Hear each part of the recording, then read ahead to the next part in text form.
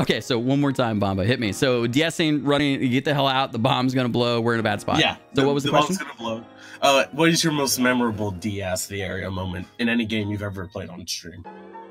You know, I think a recent one. You know, like there are bigger ones, but a recent one that kind of sticks in my mind is we were playing Bloodstained, and we went into this sequence where there's this train sequence with Zangetsu, and like it's badass, and you're running and like running through this like this kind of subway thing, and then you wind up fighting this crazy boss, and you're under this time pressure all throughout the sequence, and you know, I got into that space and we cleared it the first time, so it's always fun when you're like, oh, this is a really intense situation, I want to not screw it up, and so we got through that and defeated the boss, and like it definitely put me in that, like, you know, I always like to say not a big fan of like timers and countdowns in games.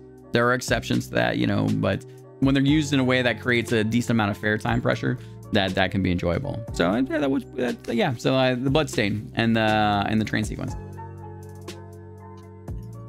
Mighty interesting. Bloodstained was the first game I ever watched you play, way back when. See, we're dated. Ooh, that's the other thing about Twitch, right?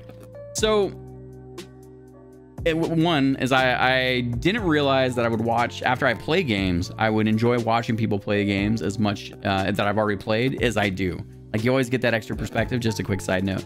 And then two, the other one is that just like you just mentioned here, Bomba, I know streamers like from the games they were playing first. So when it kind of like dates us in a way. Like I remember a lot of times the first thing that I watched them play, and I didn't realize that was as powerful as it actually was. I wouldn't have been able to tell you as a streamer that, well, I guess even before Twitch, but you know, I was still learning to become. I really learned Twitch culture and more about. I firmly believe, like a pearl of wisdom, you know, you as a streamer, you should spend time being a viewer.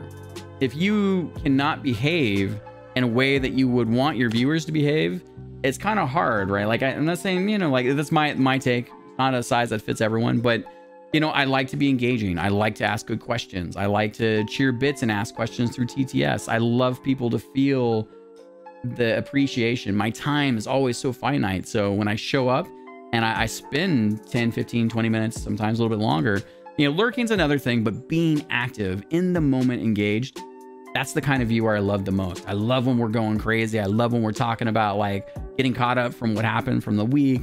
I love like figuring out like, hey, what's going on with the job thing? You know, what's going on with family life? You know, just being in the moment. You know, Twitch has become so much more, from what I can tell, lurker culture, and people have a lot of shit to do. So lurking is fantastic. You should always appreciate your lurkers. You know, and it's a big part of it. So anytime you can flip what is kind of the norm now and have an opportunity to create something together, you should, I highly encourage you to think about that. And that also starts, like I said, again, with just being the viewer, right? Like putting yourself in the shoes and dedicating time to just learn that craft, because you're going to be inspired by the things that you do as a viewer and bring that back into your stream, and encourage your other viewers to participate in.